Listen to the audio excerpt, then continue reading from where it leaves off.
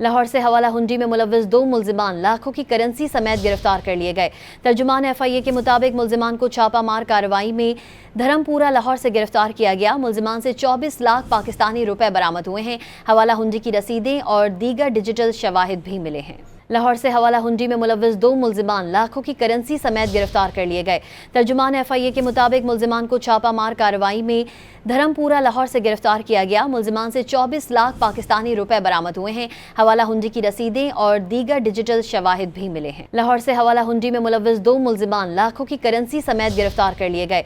तर्जुमान FIA के मुताबिक मुल्जिमान को छापामार कार्रवाई में धर्मपुरा लाहौर से गिरफ्तार किया गया। मुल्जिमान से 24 लाख पाकिस्तानी रुपए बरामद हुए हैं। हवाला हुंडी की रसीदें और दीगर डिजिटल शवाहिद भी मिले हैं।